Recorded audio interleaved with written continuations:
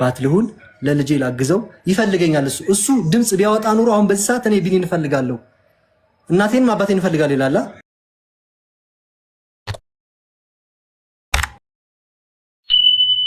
ተራለ አው የለኝም። ለምሳሌ መምህር ነኝ። መምህር 10 ሺህ ብር ነው ክፍያ። የቤት ኪራይ 10 ሺህ ብር ነው። ቲክቶክ ላይ እኮ ለምሳሌ የሆነ ራስሽን ችለሽ አይተርፍሽም ነው እንጂ መምህሮች ስራ ለቀዋል ኢትዮጵያ ውስጥ በዚህ ሰዓት 10 ሺህ ብር ተከፋይ መምህሮች አለ። በ10 ሺህ ብር የሚተዳደር ቤተሰብ አለ። ሙሉ ቤተሰቡን የሚተዳደር ሰው አለ። አሁን ሞይ ያላልካትም ቅድም እሷን አንተም እንዳቀመክ እንደ ደሞዝ ጋር አትኖርም። የ10 ሺህ ብር ደሞዝ ነው። የ10 ሺህ ብር ቤት ከምትከራይ 10 ሺህ ብር የተሻለ ሰው 6 ሺህ ብር የ4 ሺህ ብር ትከራይና ከዛም በኋላ በትርፍ ሰዓትክ ደግሞ ቤትክ እንደመጣ ዩቲዩብን ቲክቶክን ስትሰራ ተጨማሪ ገቢ ይኖርሃል። ገባህ እንጂ ዩቲዩብ እና ቲክቶክ እኮ መተማመኛ ቋሚ ገቢ እኮ አይደለም አይደል? ቋሚ ገቢ ሊሆን ኤግዛክትሊ ልንገርሽ። ልክ ነሽ። ዩቲዩብ እና ቲክቶክ ቋሚ ገቢ አይደለም፣ ግን የፈለገ ነገር ቢሆን ከመምህር የተሻለ ገቢ ስላለው ነው እየኖርኩ ያለሁት። መምህር 10 ሺህ ብር ነው የሚከፍለኝ በወር ተጣር ምን ብዬ 10 ሺህ ብር የቤት ኪራይ እከፍላለሁ። ገባሻ? ያ ማለት የተሻለ ስራ እየሰራው ነው። ለልጄም የተሻለ እሰራለሁ። እኔም አሁን ዛሬ ተራ ጌመር በሆን የዛሬ 3 ዓመት ኢንተርናሽናል ጌመር ልሆን እችላለሁ። ያኔ ልጄ አልፍለታል። በጌም እስከመቼ ዛሬ ሆናለ? የሆነ ሰዓት እኮ ቲክቶክ ሊዘጋና ሊቀር ይችላል። ቋሚ ሊሆን ለልጆቻችን ማሳደጊያ ቋሚ ሊሆን አይችልም። እስካለ ድረስ ጌመር እንሆናለን። እስካለ ድረስ እንትን እንላለን። ኤኒታይም አካውንት ባንክ ሊደረግ ይችላል። ኤኒታይም የሆነ ነገር ሊኖርሽ ይችላል። ለምሳሌ እኔ አሁን በ3 ዓመቱ 7 አካውንት ስለተዘጋብኝ አውቀዋለሁ። ኤኒታይም አካውንት ተዘግቶ ከዜሮ ፎሎ ልጀምር ትችላለህ። ስለዚህ እንደ ቋሚ ለአባት ልጅ ለሚያሳድግ አባት እንደ ቋሚ መተዳደሪያ አይሆንም። ሶሻል ሚዲያ እንደ ትርፍ ነው፣ እንደ ኤክስትራ ኢንካም ገባክ? እንደ ኤክስትራ ኢንካም ለመሆን ደግሞ መምህርነት ስቴክ ዮር ታይም። ሶሻል ሚዲያ ለመስራት ደግሞ ዩ ኒድ ላይክ ለምሳሌ ኮንተንት ክሬት ማለት ዩቲዩብ ትሰሪያለሽ፣ ቪዲዮ ይሄን ትሰሪያለሽ፣ ላይቭ ትገቢያለሽ ምናምን አይደለ? እሱን እየሰራው ነው። እዚህ ጋር ሰርተ ብላ ምናምን ልጆች እንደ ቲክታከር ጀግና ሰራተኛ የለም። ልንገራችሁ፣ እንቅልፉን አጥቶ የሚሰራ ቲክታከር ነው። እናንተ የሆነች ቦታ ተቀጥራችሁ 10 ሰዓት ምናምን ሰርታችሁ መጣችሁ እንደ ሰራተኛ ራሳችሁን አትዩ። ቲክታከር በጣም ብዙ ጫና ያለበት ቪዲዮ ሰርታ ያልታየልኝ ላይቭ ላይ ገብቶ ሲሰቃይ የሚሰራ ጀግና ነው። አሁን እኔ እየሰራው ነው። ልጄ ማሳደግ እፈልጋለሁ። ለልጁ አባት መሆን እፈልጋለሁ። ላይክ ሳገኝ አላገኝ ማለት በህግ የሚሄደው ነገር ለምሳሌ ዛሬ 10 ሺህ ባላገኝ ኔክስት 10 ሺህ ካገኘው በአሁኑ ወር ካከፈልኳት ኔክስት ሺህ ብትስማማ እትወክ የሆነ ጊዜ የሆነ ነገር ስታገኝ ትሰጫለሽ። ጀለስ ምንድነው? በቃ እንቃንጣ አሁን ፍረጥ ይበል ይክፋል ነው። ስለዚህ እኔ አባት መሆን እፈልጋለሁ። አባት አትሆንም ካለች በፍርድ ቤት ነው ካለች እኔ ሀቡ አልቃወማትም። በፍርድ ቤትም ከፈለግሽ ደስ ነው የሚለኝ። ፍርድ ቤት አንድ ያገኘሽ ያኔ እንትን ብሎሽ ነው። አሁን ይግባኝ ብጠይቅ ከእንደገና ቢታይልኝ ቢኒያም 0-0 ነው። እኔ እናት አንድ ነገር ልንገርሽ ይቀንሳል። ግን እንደ አባት ለልጄ አባት ልሁን ለልጄ ላግዘው ይፈልገኛል። እሱ ድምጽ ቢያወጣ ኑሮ አሁን በዚህ ሰዓት እኔ ቢኒን እፈልጋለሁ እናቴንም አባቴን እፈልጋለሁ ይላል። ስለዚህ እኔም አባቱ ልሆነው አንቺም እናቱ ነኝ። ትዳር ይዘሻል። ከኔ ጋር ምንም አንዋደድ አንፋቀር ምንም ያገናኘን ልጁ ያገናኘናል። ለልጁ አስቢ። ከዛ ልጁንም በስነ ስርዓት ልየው። ስልክ እየዘጋሽብኝ አላነሳ እያልሽ እንደዚህ አልፈልግም ካልሽ ደግሞ ልብ ካለሽ እንደምታወሩ ገንዘብ አልፈልግም ካልሽ እስኪ ጀግና አንቺ ነገ ፍርድ ቤት ጻፊና ይሄን ሰውዬ ከሱ ገንዘብም አልፈልግም ልጄ እንዲደረው አልፈልግም አልፈልግም ብለሽ አስገብተሽ ለሀቡ አሳያት። አታረገውም። ዲቦራ ስለማታረገው ነው። ዲቦራ አታረገው። እንዲያየው አልፈልግም የማለት መብት የላትም። አባትነትህ ስለተረጋገጠ እንዲያየው አልፈልግም የማለት መብት የላትም። እንዲያየው አትበልሽ። ከሱን አንጭቻለሁ ተበል ግን ደግሞ ተቆራጩን ደግሞ ማድረግ ግዴታ አለብህ። እሷ እኮ እያለች ያለችው ልጅ ተቆራጩን ከተቆረጥኩኝ ድረስ ልጅ ተቆራጩን ድረስ ደግሞ ልጅ ማየት አለብኝ። ልጁ አባት አለው ከተባለ ልጅክን ማየት የምትፈልግ ከሆነ ክፈል። የመክፈል አቅም ከሌለ ካታየውም ነው አለ። ይሄንን ነው 4 ነጥብ። ይሄንን ነው አላለችም እሷ። አቡዬ ልንገርሽ አንዴ አላለችም እሷ። እኔ እያልኩ ያለሁት 2 ነገር አንዴ ልንገርሽ። እኔ እያልኩ ያለሁት አንደኛ ለልጁ አባት ሆነዋለሁ። አባት መሆን እፈልጋለሁ። የልጁን ስሜት አትረገጠው። አባት ይፈልጋል። አባት የለውም። ምን አለች ቅድም ማዘር? መንገድ ላይ ወንድ ሲያይ ምን ይላል? ይጠመጠማል።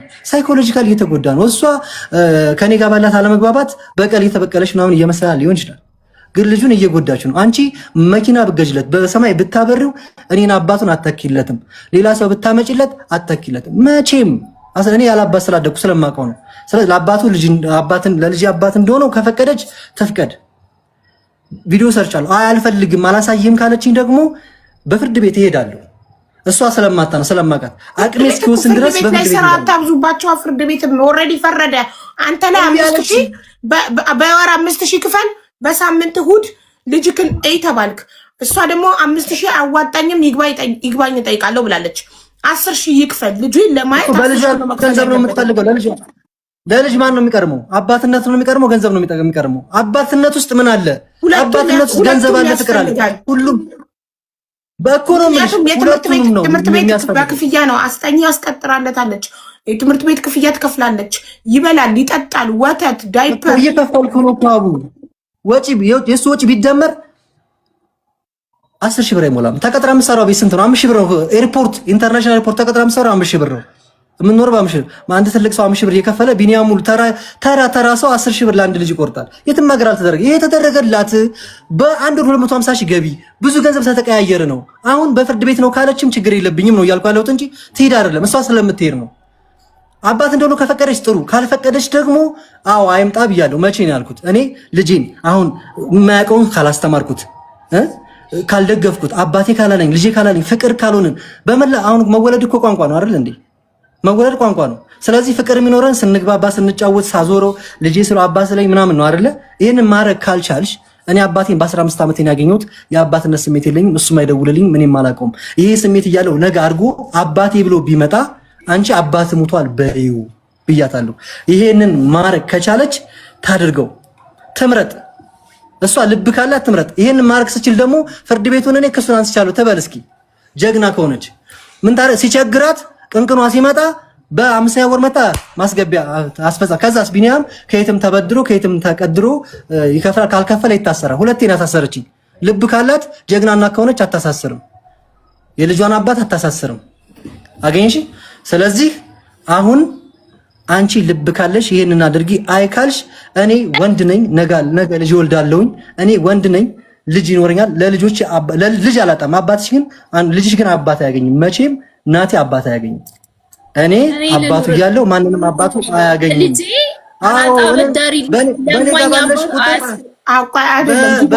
ሲያድግ ልጅሽ ልጃችሁ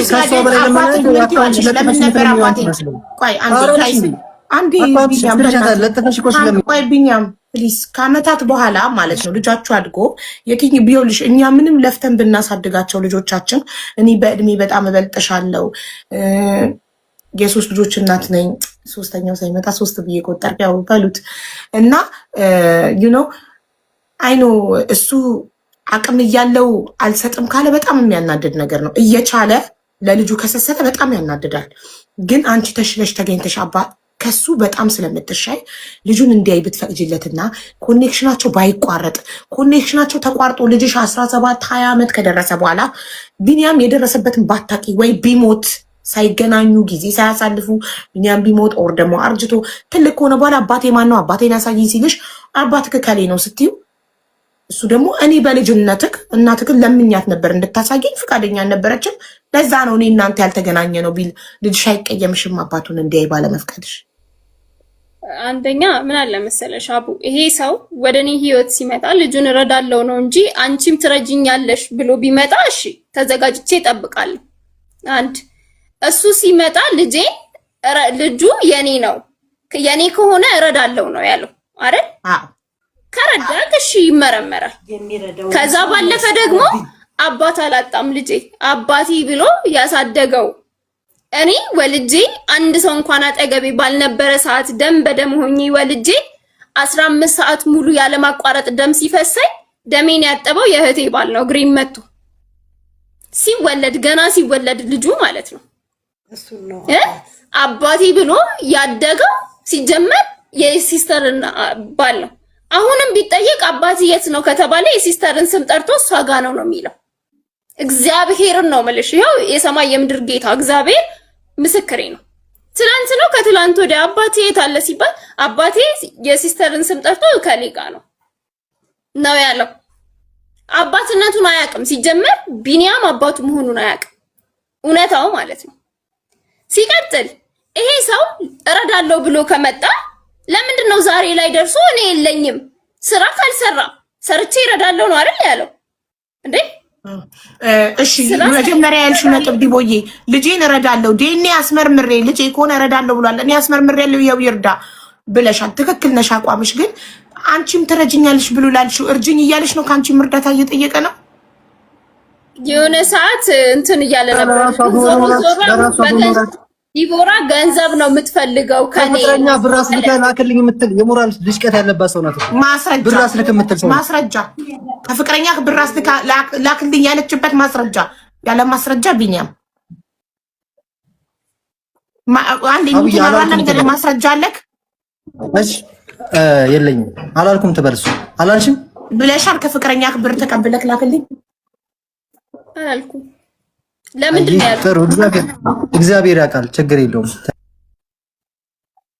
ብቻ ይሰጥ ቀጥይ። ችግር አቡ ያፉ በይ ስላጠፋው ስምሽን ይቅርታ። ችግር የለም። እሺ ቀጥይ። እና እኔ አሁን የተናገረውን ይኸውልሽ አብዬ ሲጀመር ልጁ በስነ ስርዓት የአባት ማጣት ሳይሰማው አሁን ነው እሱ ሲመጣ አባት ነኝ እኔን ካልሆነ አባት ማለት ነው። ወንድ ሊያቅፈው ለምንድን ነው? መንገድ ወርም የሚያቅፈው ለምንድን ነው? ወንድ ልጅ ሲያይ የሚንሰፈሰፈው ለምንድን ነው? ዛሬ ባይፈልግ 5 ዓመት ይሙላው እናያለን። አለም ድር ለሰማይ አባቴን ቢነና እንጭልሻል።